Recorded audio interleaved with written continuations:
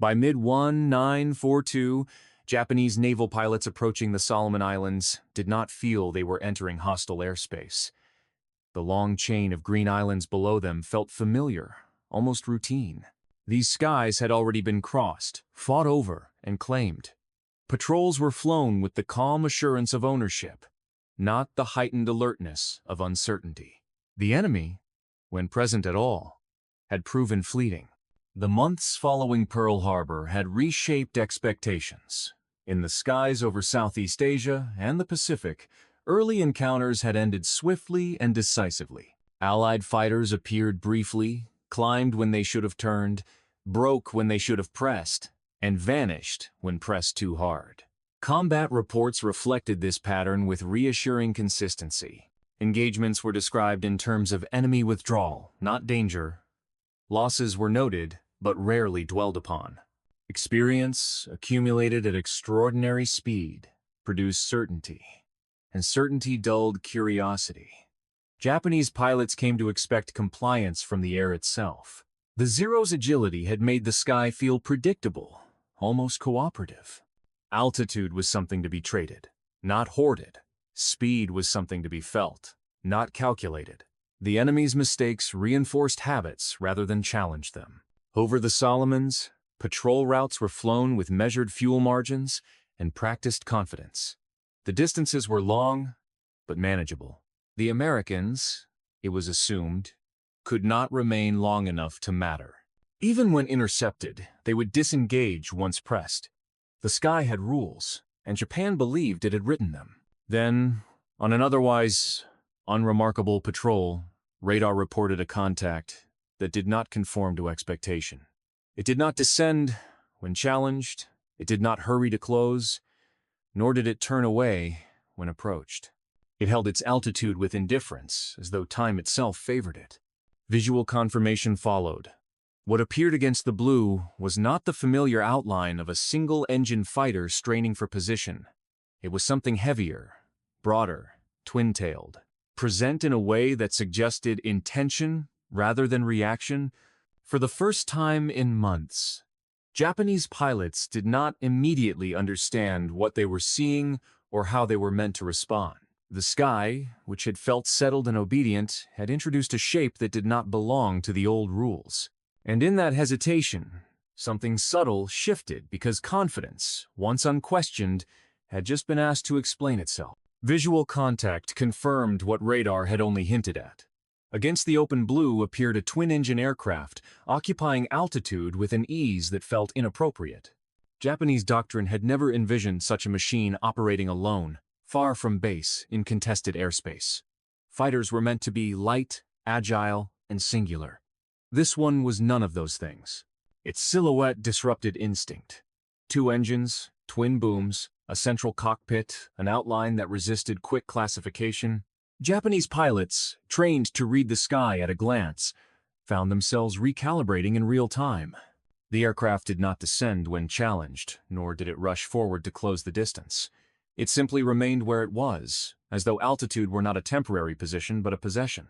When engagement was attempted, the imbalance became clearer. The unfamiliar fighter chose when to commit and when to withdraw.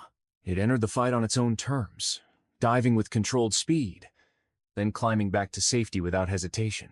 Attempts to force it into a turning contest where Japanese pilots had built their confidence and reputations failed again and again. The aircraft would not stay. It would not circle. It would not oblige. What followed unsettled more than it alarmed. Bursts of fire came early and from positions that denied response. Encounters ended abruptly, sometimes before skill or instinct could be tested. The expected choreography of aerial combat probe, turn, counter-turn, never developed. Engagements felt truncated, incomplete, as though something essential had been removed. Japanese pilots were accustomed to measuring themselves against their opponents. Even victory carried affirmation. This was different. The twin-engine fighter did not appear interested in proving anything. It attacked, disengaged, and disappeared with a detachment that felt deliberate rather than cautious. For the first time in the Pacific Air War, Japanese pilots felt something unfamiliar. Not fear, but irrelevance. They were not being outflown in the traditional sense. They were being bypassed. Their strengths were acknowledged only in the sense that they were avoided. As the aircraft climbed away, intact and unhurried, it left behind more than unanswered questions. It left a realization that combat did not require consent and that somewhere behind this machine was a philosophy that had no intention of playing by the old rules. The Solomon Islands did not reward elegance, they rewarded endurance.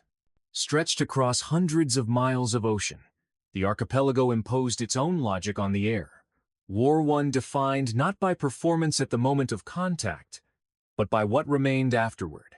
Every patrol was a calculation made before the first enemy aircraft appeared. Japanese fighters arrived, already accounting for fuel. The long distances from forward bases meant that every climb, every turn, every burst of speed shortened the journey home. Even confidence had to be measured. Aggression carried a cost that could not be deferred, only paid later, over open water with the engine gauges steadily falling. This geography punished impulse. A prolonged chase, a turning engagement pursued too eagerly, could turn victory into disappearance. The sky over the Solomons was unforgiving to pilots who forgot where they were. Distance itself became an adversary, silent, constant, and indifferent to skill. American fighters approached the same terrain differently. Range was not treated as a constraint to be endured, but as an advantage to be used. Where other aircraft were forced to disengage early, one fighter could remain. Where others had to choose between combat and survival, it refused to accept the distinction. The P-38 did not hurry. It lingered after engagements, climbing back to altitude while opponents turned for home. Time, rather than maneuver, became its currency. The longer it remained overhead, the fewer choices Japanese pilots possessed. The airspace itself began to feel occupied in a new way, not by numbers, but by persistence. Encounters ended with an unfamiliar asymmetry. Japanese fighters withdrew not because they had been defeated in combat, but because geography had rendered continuation impossible. The Americans stayed. The sky did not reset once the enemy departed. It remained controlled. Slowly, without declaration or spectacle, something fundamental shifted. Control of the air was no longer defined by who could outturn whom in a moment of violence. It was defined by who could remain when the moment had passed. And as patrols continued over the Solomons, Japanese pilots began to sense that the battlefield itself had chosen a side, one that valued time over instinct and distance over grace. Japanese naval aviation did not arrive in the Pacific by accident. It was the product of a training system that demanded rare commitment and filtered relentlessly. Pilots were selected carefully, trained intensively, and judged without sentiment. Those who emerged were confident, not because they were told to be, but because experience had proven them right. By the time war came, many carried hundreds of flight hours and a refined instinct for combat that bordered on intuition. That confidence had been validated over China. There, against opponents flying outdated or poorly coordinated aircraft, Japanese pilots refined a style of air combat that rewarded initiative and individual mastery. Engagements were fluid, aggressive, and personal. Maneuverability decided outcomes. The pilot who sensed the moment correctly, who turned at precisely the right second, survived and prevailed. Victory reinforced belief, and belief hardened into doctrine. The Zero became the physical expression of that philosophy. It sacrificed protection and redundancy to achieve responsiveness and range. It rewarded finesse and punished hesitation. In its cockpit, pilots felt connected directly to the air, unburdened by excess weight or mechanical compromise. The aircraft did exactly what it was asked to do, provided the pilot was worthy of it. This relationship fostered more than tactical confidence. It created identity. Dogfighting became not merely a method of combat, but a measure of character. Skill was visible. Success was personal. Losses were interpreted accordingly. When pilots failed to return, the explanation was often individual mistake, misjudgment, momentary lapse. The system itself was rarely questioned. Attrition was something that happened to others, not to those who flew well enough. This mindset made certain realities difficult to confront. Aircraft could be replaced, but pilots could not. Yet the concept of gradual depletion carried little weight in a culture that emphasized excellence over sustainability. As long as victories continued, the underlying arithmetic went unexamined. The air war was understood as a series of encounters, not a process unfolding over time. Early Allied defeats seemed to confirm everything Japan believed about air power. Opponents avoided close combat or disengaged quickly. Their aircraft appeared inferior, their pilots hesitant. Each successful patrol reinforced the assumption that the sky had been decided that supremacy, once achieved, was stable. Victory, in this framework, was not provisional. It was a condition, something earned through skill and maintained through continued excellence. There was little room for the idea that circumstances could change without a dramatic defeat, or that an enemy might approach the problem differently. And so, as new aircraft appeared over the Solomons and engagements began to feel unfamiliar, many Japanese pilots interpreted the change through old assumptions. If outcomes were shifting, the cause must still be individual. The possibility that the sky itself was being redefined had not yet fully entered their thinking. That realization would come later after belief had been tested not by failure in combat, but by the quiet erosion of the rules that had once guaranteed victory. When the P-38 Lightning first appeared, it inspired little admiration on either side of the Pacific. It was large, angular, and unapologetically mechanical. Compared to the sleek single-engine fighters that dominated pre-war thinking, it seemed excessive. Too much metal, too many systems, too many things that could fail. In an era that equated elegance with effectiveness, the P-38 did not look like a thoroughbred. Its twin engines clashed directly with established fighter culture. Fighters were supposed to be light, responsive, and intimate extensions of the pilot's body. The Lightning was something else entirely. It was a machine designed around redundancy, range, and power, rather than finesse. To traditionalists, that philosophy felt defensive, even cowardly. Two engines suggested mistrust of pilots, of mechanics, of the very act of flying. Early operational issues did nothing to help its reputation. Turbocharger failures, compressibility problems at high speed, and maintenance demands followed the aircraft into service. Reports circulated faster than fixes. Among pilots, skepticism hardened into rumor. The P-38 was labeled temperamental, unforgiving, and overly complex. It was not the aircraft young men dreamed of flying. Prestige mattered in wartime aviation, and the Lightning possessed little of it. It lacked the clean lines that symbolized mastery. It did not invite romantic language. Even its silhouette resisted affection. To those who valued combat as a test of individual brilliance, the P-38 looked like a compromise, a technical solution to a problem better solved by skill. Japanese intelligence reached similar conclusions. Evaluations categorized the aircraft as secondary, useful perhaps for long-range patrol or interception, but not decisive. It was not believed to threaten the Zero's core strengths. It did not promise the turning performance that defined air combat in Japanese doctrine. As a result, it was noted, but not feared. Perhaps most telling was the doubt within American ranks themselves.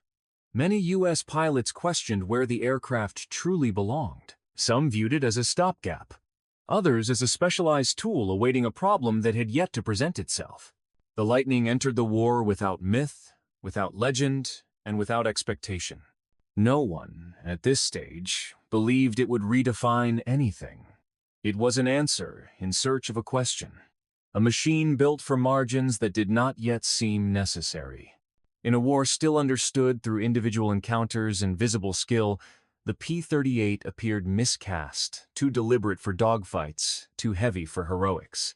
Yet wars are not won by reputation alone. Beneath the skepticism, the Lightning embodied assumptions about air combat that had not yet been tested. It was built for distance, for damage, and for control rather than contest. Those qualities went largely unnoticed because their value had not yet become unavoidable. That moment would come not through admiration, but through necessity, when the air war demanded something elegance could no longer provide. The growing tension over the Solomons was not merely a contest of aircraft, but of ideas. Japanese air doctrine had been shaped by a belief in instinct and individual mastery. Pilots were expected to read the fight, feel the moment, and act decisively. Training emphasized intuition over procedure, fluidity over calculation. In the air, the pilot was the system. American engineers approached the problem differently. They assumed uncertainty as a constant and designed accordingly. Aircraft were not expected to be perfect, nor pilots infallible. Instead, success was built around margins of fuel, of altitude, of power. Where Japanese doctrine trusted mastery, American design trusted structure. Altitude became the clearest expression of this divide. For Japanese pilots, height was a means to initiate combat, something to be traded once engagement began. For American planners, altitude was stored energy potential waiting to be converted into speed, position, or escape. It was not spent casually. It was managed. Firepower reflected the same philosophy. The P-38 carried its weapons concentrated in the nose, eliminating the need to converge wing-mounted guns. Encounters were meant to be brief and decisive. Prolonged turning fights were not a test of honor, but an unnecessary exposure. The goal was not to demonstrate superiority, but to end the engagement on favorable terms. Redundancy further revealed American assumptions. Twin engines, self-sealing fuel tanks, and heavier construction acknowledged an uncomfortable truth. Damage was inevitable. Survival did not depend on avoiding every hit, but on absorbing the ones that came. This acceptance ran counter to Japanese ideals, where lightness and agility assumed perfection in execution. Speed, too, was understood differently. For Japanese pilots, speed was something to be used aggressively, often at the edge of control. For P-38 pilots, speed was a decision tool. It allowed them to choose when to engage and when to disengage, when to press and when to withdraw. It reduced risk rather than magnified it. These philosophies were not abstract. They shaped behavior in the air. Japanese pilots sought the moment of advantage within the fight itself. American pilots sought to control the circumstances that produced the fight. One emphasized reaction. The other emphasized anticipation. The P-38 was the physical embodiment of this second approach. It was not built to outturn an opponent in a contest of reflexes. It was built to decide where, when, and how combat would occur, and to leave when the terms ceased to be favorable. As these two ways of thinking met repeatedly over the Solomons, the outcome was not immediately dramatic. But with each encounter, the gap widened. One side was still proving skill. The other was quietly shaping outcomes. And in that difference lay a question that would soon demand an answer. What happens when mastery meets a system designed to make mastery irrelevant? The first encounters between the P-38 and Japanese fighters did not produce the decisive results either side expected. There were no sweeping victories, no sudden reversals that demanded immediate explanation. Instead, the air war over the Solomons entered a period of ambiguity, a phase defined less by outcomes than by unresolved impressions. Both sides left the sky believing something important had happened, without fully understanding what it was. Japanese pilots responded instinctively. When contact was made, they attempted to impose the fights they knew best. They climbed aggressively, turned tightly, and sought the familiar geometry of close combat where experience could assert itself. These maneuvers had worked before. They were reliable, they were proven. But against the P-38, they often led nowhere. The American fighter refused to linger. It entered engagements briefly, delivered fire, and disengaged before the encounter could settle into recognizable patterns. Pilots who tried to draw it into turning contests found themselves alone, circling empty air while the twin-engine aircraft climbed back to altitude. The fight dissolved before it could be won or lost on familiar terms. Damage reports began to complicate assumptions. Japanese aircraft returned with holes where none were expected. Hits were reported at distances previously considered ineffective. Conversely, P-38 seconds returned with damage that would have downed lighter aircraft, yet remained operational. The reports did not align with prior experience, and that discrepancy bred uncertainty. Radio calls reflected the change. The confident, clipped language of early war patrols gave way to hesitation. Pilots described aircraft that would not commit, that attacked from above and departed without warning. There was frustration, but also confusion. Victory claims became harder to verify. Some engagements ended with no clear result, only separation. On the American side, there was little celebration. Pilots recognized that survival did not equal dominance. Early encounters revealed vulnerabilities as well as strengths. The P-38's speed and firepower were evident, but so were the consequences of misjudgment. Those who chased too long or descended too far found themselves exposed. Lessons were learned quietly, often at the cost of aircraft and lives. What became clear to both sides was that the old certainties no longer applied cleanly. Japanese pilots could still win individual engagements, but not reliably. American pilots could disengage at will, but not without discipline. The sky had become a place of negotiation rather than instinct. Claims on both sides grew inconsistent. Numbers failed to tell a coherent story. Success was no longer obvious at the end of each patrol. Instead, it had to be inferred over time through patterns, through absences, through aircraft that failed to appear on subsequent days. This uncertainty marked the beginning of adaptation. Japanese pilots began to experiment, adjusting approaches, testing timing, searching for ways to reassert initiative. American pilots refined procedures, formalizing what had initially been instinctive restraint into deliberate doctrine. Both sides sensed that the air war was changing, even if neither could yet articulate how. There was no single moment of realization, no dramatic reversal, just a growing awareness that the familiar language of air combat no longer translated cleanly into outcomes. The fight was becoming less personal, less immediate. It was moving towards something colder and more structured. In this phase, first blood had been drawn, but without clarity. And in the absence of clarity, both sides prepared for the next encounter with altered expectations, knowing that what followed would not resemble what had come before. American pilots did not arrive over the Solomons with illusions intact. Those who survived early encounters understood quickly that the Zero could not be beaten by imitation. Attempts to outturn it ended predictably and violently. The lesson was not subtle, and it did not need to be repeated often. What mattered was not discovering how to defeat the Zero, but learning what not to attempt again. This realization marked a quiet but decisive shift. American pilots began to abandon the myth that every fighter duel had to be resolved in close, turning combat. The Zero's agility was acknowledged rather than contested. It was no longer treated as a challenge to be overcome through bravado, but as a fact to be planned around.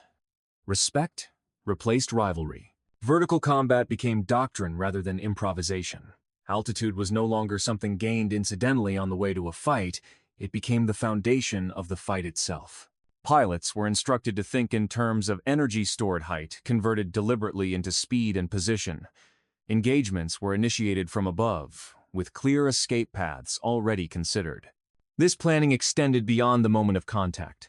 Engagement was no longer impulsive. Pilots were taught to ask questions before committing. Is the advantage sufficient? Is the exit assured? Is the fight necessary? Combat became conditional. The absence of opportunity was no longer seen as failure, but as discipline exercised correctly. Altitude dictated terms before the enemy was even aware of being observed. From above, American pilots could assess formations, choose targets, and decide whether to strike at all. The Zero's greatest strength, its responsiveness in close combat, was denied by refusing to close on equal terms. The fight was shaped before it began. Japanese pilots began to notice the change. Opportunities to initiate combat became rarer. American fighters did not rush to meet them. They passed overhead, uncommitted, or attacked briefly and withdrew. The familiar cues that once signaled an imminent turning fight no longer appeared. Engagements felt asymmetrical, initiated without warning and concluded without consent. This shift required restraint. Young pilots had to unlearn instincts reinforced by training and expectation. There were moments when patience felt unnatural, when disengagement felt like surrender. Yet discipline was enforced by leaders, by outcomes, and by survival. Those who resisted the doctrine did not last long enough to argue against it. Heroics gave way to procedure. Individual initiative was not eliminated but bounded. Success was measured less by personal victory than by aircraft returned and missions completed. This was not celebrated. It was accepted. The air war was becoming methodical, and method did not inspire stories in the same way. What emerged was not a direct assault on the Zero's strengths, but a systematic neutralization of them. Its agility mattered less when fights remained vertical. Its lightness mattered less when opponents refused to turn. Its pilot skill mattered less when surprise and altitude dictated the exchange. American pilots did not claim to have solved air combat. They simply stopped trying to win it on the enemy's terms. By narrowing the range of acceptable actions, they reduced risk and increased predictability. The Zero remained dangerous, but only within a shrinking set of conditions. This evolution did not announce itself with victory parades or dramatic reversals. It unfolded through routine patrols and quiet briefings. But with each disciplined engagement, the balance shifted further away from instinct and closer to control. And as the Americans refined what they would no longer do, the Japanese pilots were left facing a problem that skill alone could not resolve, an enemy that refused to make the mistakes their doctrine required. By late 1942, many Japanese pilots were entering combat already burdened by fatigue. Missions over the Solomons demanded long transits across open water, often flown at the edge of endurance. Before an enemy aircraft was even sighted, hours had already been spent maintaining formation, monitoring fuel, and calculating return margins. The fight, when it came, arrived after the body had begun to tire. Fuel anxiety shaped every decision in the air.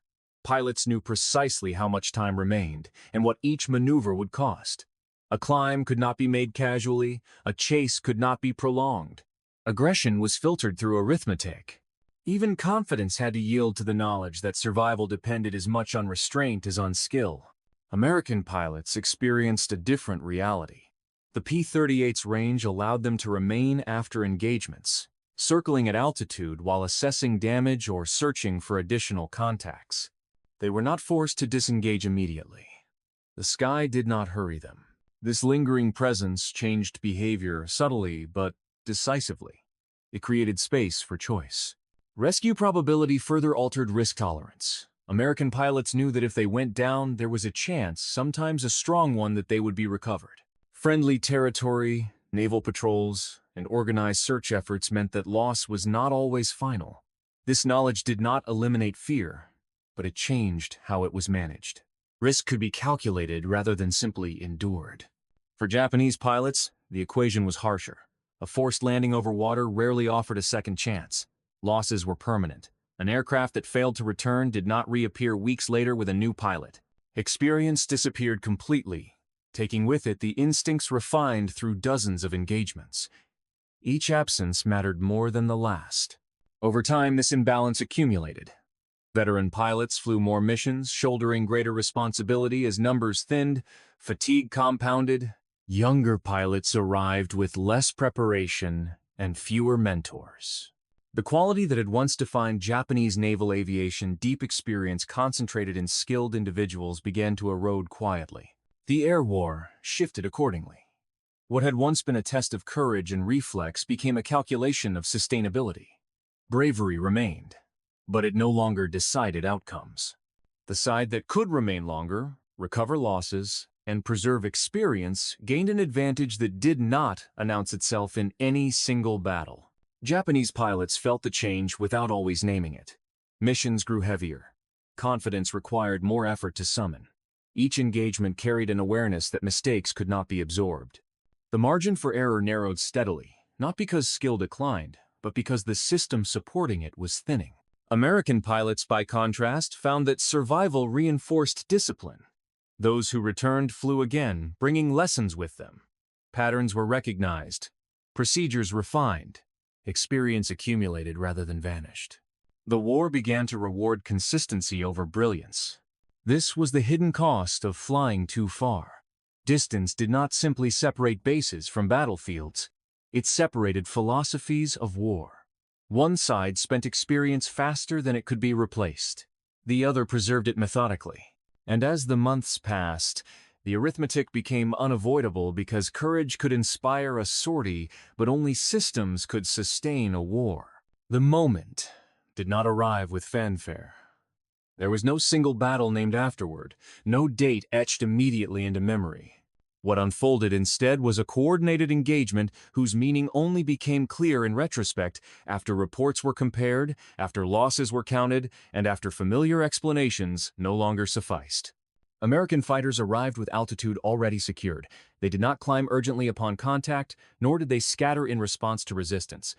The advantage had been prepared in advance. From above, they descended in sequence, not as individuals seeking opportunity, but as elements executing a plan. Each pass was deliberate. Each withdrawal was covered.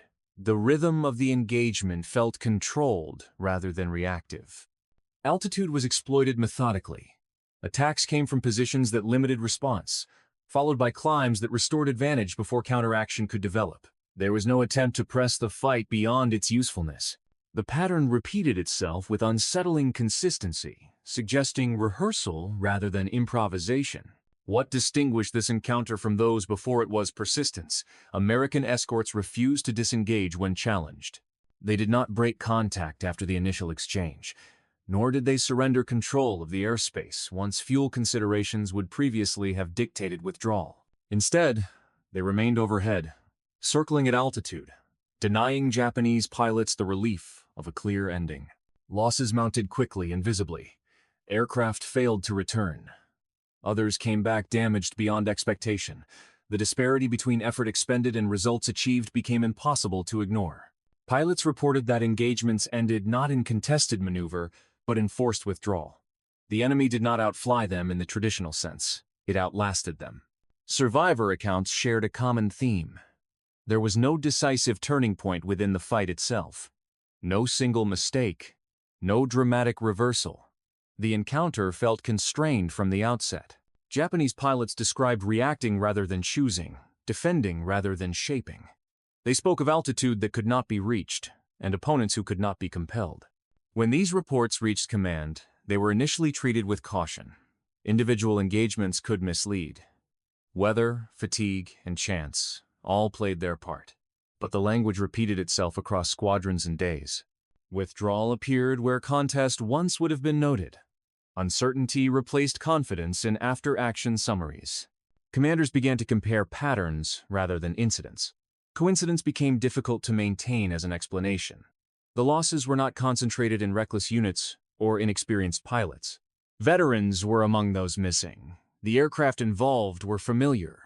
The circumstances were not exceptional. Doctrine, long held as settled, entered a quiet crisis. The assumptions that had guided training and deployment no longer explained outcomes. Maneuverability alone did not guarantee engagement. Skill alone did not ensure survival. The enemy appeared to be operating according to a different logic, one that did not require parity to succeed.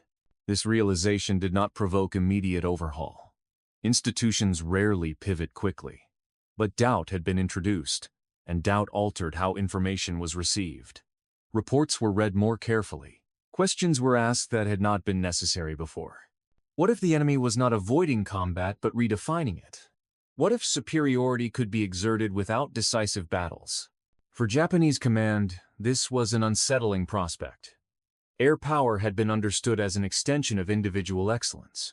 The idea that it could be systematically constrained challenged more than tactics.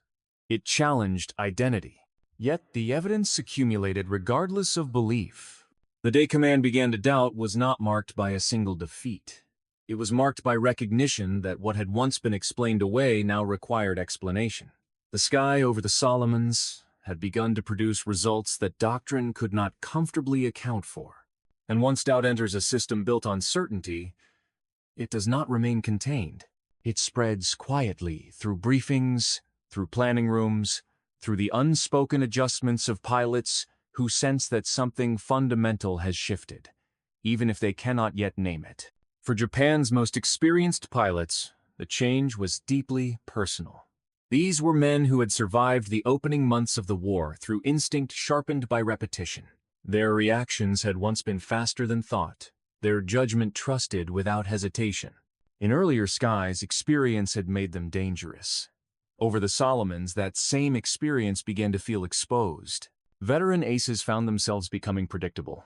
Years of success had refined habits as much as skills.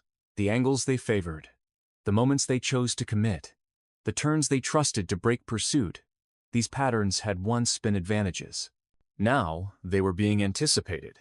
What had been intuition hardened into routine. Instinct faltered when confronted with structure. The air war they had mastered relied on mutual participation. One pilot pressed, the other responded. The P-38 did not participate in that exchange. It imposed conditions instead. Attacks came from above, withdrawn before counters could form. There was no invitation to display finesse. Reflexes fired, but found no purchase. Vertical combat stripped away the familiar cues. Japanese pilots had trained for lateral motion, for the subtle reading of an opponent's turn and energy state within a shared plane. The new engagements unfolded along a different axis. Speed replaced position. Altitude replaced proximity. Reflexive flying so effective in close combat became irrelevant when the fight refused to remain close. The P-38 dictated the beginning and the end of encounters. It arrived with advantage and left before that advantage could be contested. Japanese pilots no longer chose when to fight. They responded when attacked. Even survival became conditional, dependent on whether the enemy decided to press or disengage. This shift altered priorities in the cockpit. Where victory had once been the measure of success, survival now took precedence. Pilots found themselves breaking off not because they lacked courage, but because the terms of the fight no longer favored persistence. The instinct to pursue gave way to the necessity to endure. Confidence did not collapse dramatically. There were no mass defections or sudden refusals to fly. Instead, it fractured quietly. Pilots still trusted their abilities, but no longer trusted that ability alone would suffice. Each engagement carried uncertainty. Each return to base brought relief rather than affirmation. Reports from experienced aviators reflected this erosion. Language softened. Claims became cautious. The certainty that had once framed every encounter gave way to conditional phrasing. The enemy was described not as inferior or equal, but as difficult to engage. The sky itself felt altered, less responsive to skill, more resistant to mastery. For younger pilots watching their seniors struggle, the effect was profound. The men they had idolized were still alive, still capable but constrained. Excellence no longer guaranteed control. The lesson was unspoken but mistakable. Something fundamental had changed. What made this moment decisive was not the scale of loss, but the loss of assurance. Japanese air power had been built on the belief that superior skill would always find a way. Over the Solomons, skill remained, but the way forward narrowed until it nearly vanished. The P-38 did not defeat these pilots in dramatic duels. It denied them the conditions under which duels mattered. It turned air combat from a test of instinct into a problem of positioning, timing, and endurance areas where individual brilliance could be managed, anticipated, and contained.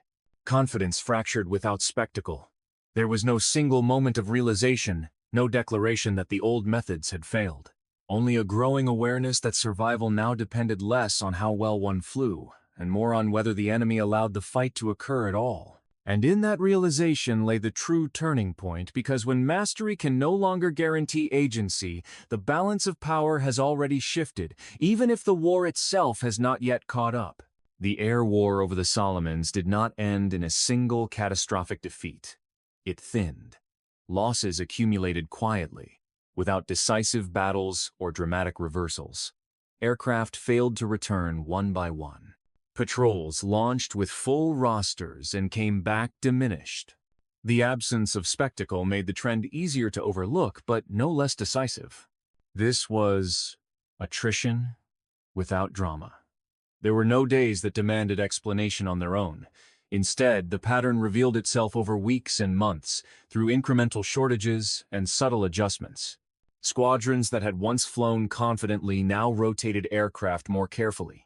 Maintenance crews worked longer hours. Commanders recalculated strength before each mission, aware that the margin had narrowed. Training pipelines began to strain beyond their design. Japan's pre-war system had produced elite pilots through time-intensive preparation. It was not built for rapid expansion or replacement under sustained loss. As experienced aviators failed to return, their replacements arrived with fewer hours and narrower preparation. The system that had once ensured quality now limited quantity. American industry operated under a different logic. Aircraft losses were met with production schedules rather than improvisation. Replacement airframes arrived steadily, often improved over previous versions. Where one side adjusted expectations downward, the other adjusted output upward. The difference was structural, not tactical. What could not be replaced so easily was experience. American pilots who survived early encounters flew again, carrying lessons forward. Their mistakes informed doctrine. Their observations refined procedures. Knowledge accumulated. On the Japanese side, experience vanished with each loss, removed entirely from the system. No amount of training could recreate it quickly enough. As a result, squadrons grew younger but not stronger. New pilots arrived eager and capable, but without the deep familiarity that sustained complex operations. They relied more heavily on guidance that itself was becoming outdated. The transfer of knowledge slowed just as the need for it increased. The Solomons became a grinding equation. Range, endurance, replacement rates, and fuel availability mattered as much as performance. Each sortie had to be justified against the likelihood of loss and the ability to absorb it. This was not a calculus that rewarded daring. It rewarded sustainability. Superiority, once understood through individual encounters, turned statistical. The question was no longer who could win a fight, but who could afford to fight tomorrow. Control of the air became a matter of presence over time rather than dominance in the moment. The sky did not change hands dramatically. It was occupied increasingly by one side and vacated gradually by the other. Japanese pilots sensed the shift through routine rather than revelation. Briefings emphasized caution. Missions were planned with greater restraint. The language of inevitability entered conversations quietly. Confidence was maintained outwardly, but the weight of numbers pressed inward. American pilots noticed something different. Predictability. Enemy responses became less aggressive, more defensive. Formations broke earlier. Opportunities appeared not because of mistakes, but because absence created them. The airspace felt less contested not because it was surrendered, but because it was no longer sustainable to hold. This phase of the war rarely appears in headlines. It lacks the clarity of decisive victories and the drama of last stands. Yet it was here, in the slow arithmetic of loss and replacement, that the outcome took shape. The Solomons did not demand surrender. They demanded endurance. And endurance favored the side whose system could absorb time itself. Aircraft could be replaced, pilots could be trained. Experience, once preserved, compounded. Superiority became measurable, not in aces or claims, but in ratios and readiness. By the time the imbalance was undeniable, it no longer required proof through battle. It existed in the daily operations, in the quiet acknowledgement that one side could continue indefinitely while the other could not. This was attrition without drama, the kind that decides wars long before the final engagements are named, and long before the participants fully understand that the decision has already been made. The collapse did not arrive with alarms or proclamations. It unfolded quietly, through habits that changed almost unnoticed. Japanese pilots began to fly differently. Patrols that once pressed forward now held back. Altitude was guarded rather than traded.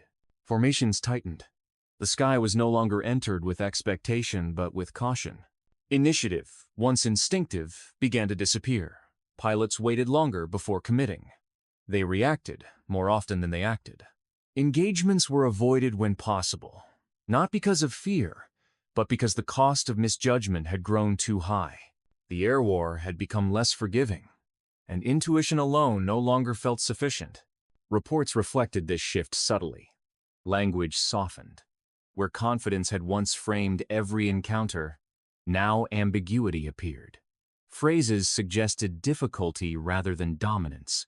Enemy actions were described carefully, sometimes generously, to preserve morale.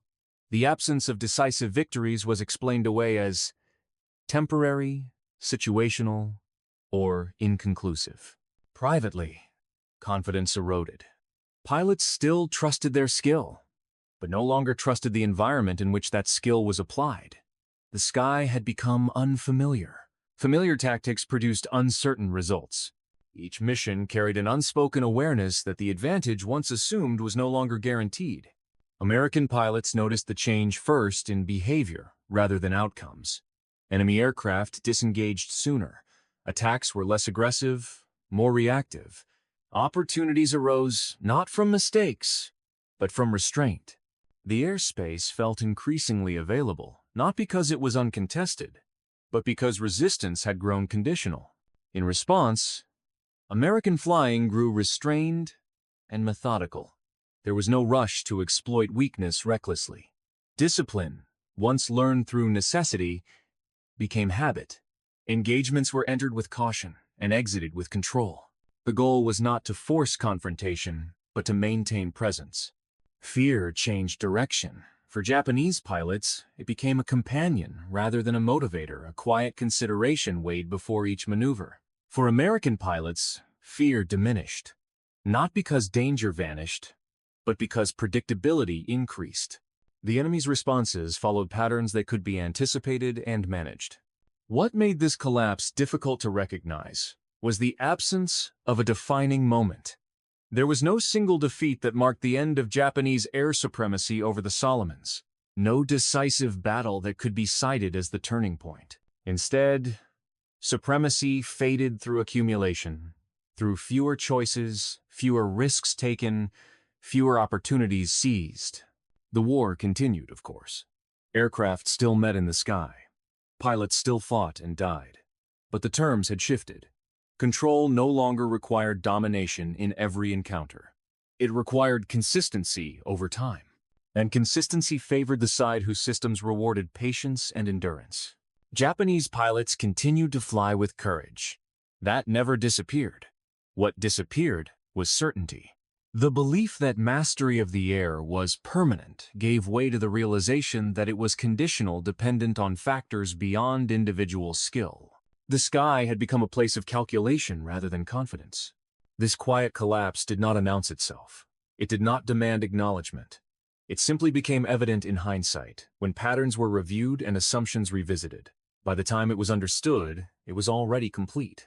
Supremacy had not been destroyed in a single blow. It had been worn down methodically, impersonally, and without drama. And in that silence lay its finality. The legacy of the P-38 inches the Solomons was not measured by kill tallies or celebrated aces.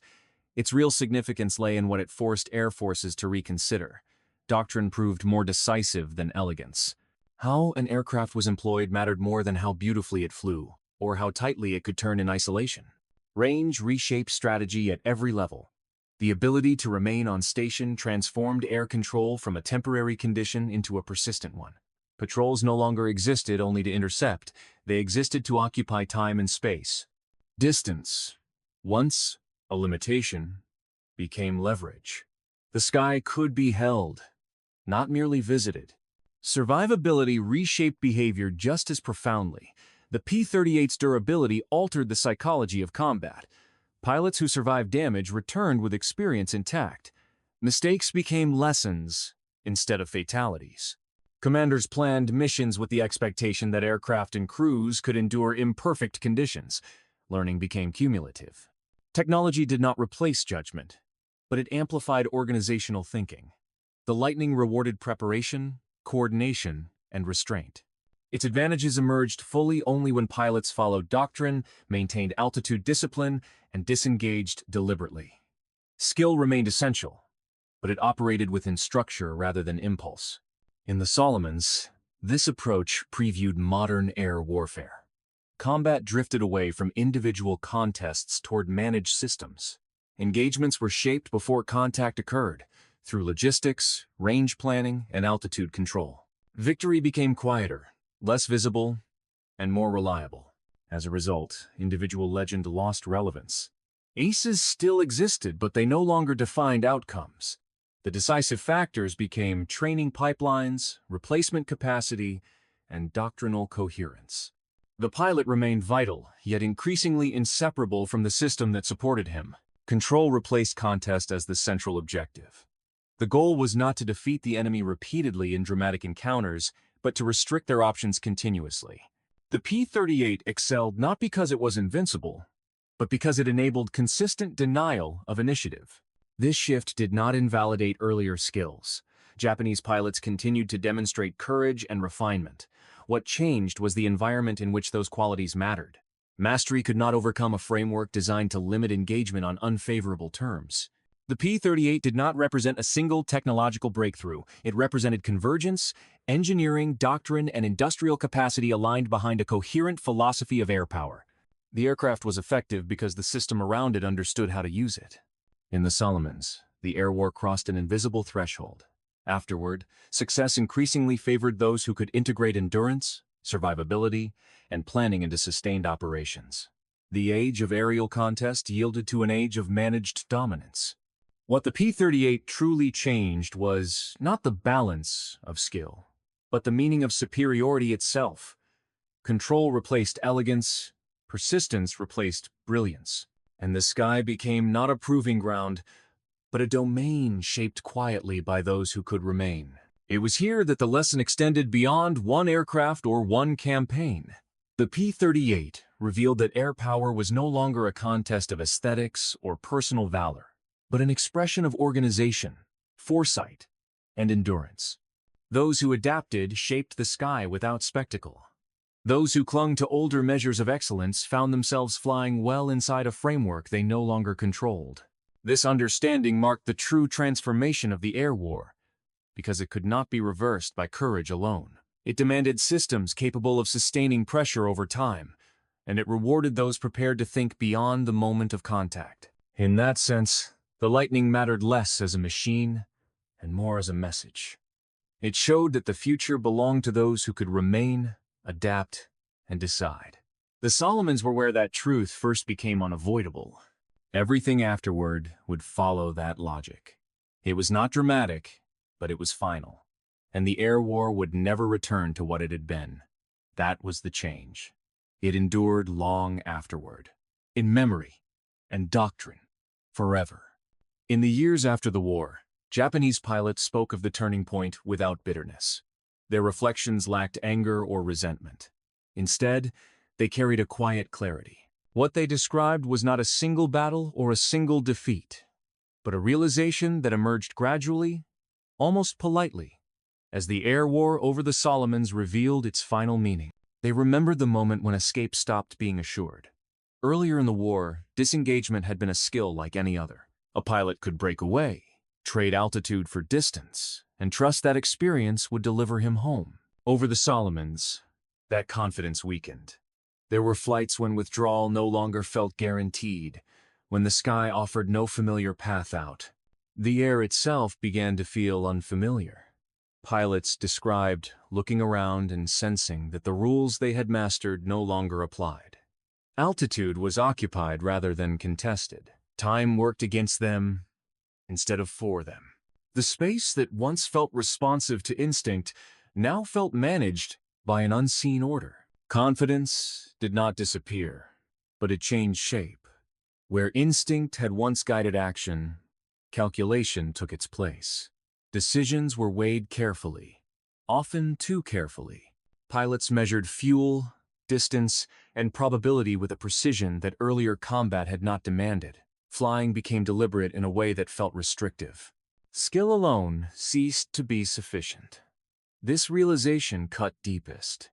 Japanese pilots had been trained to believe that mastery, once achieved, would always find a way through adversity.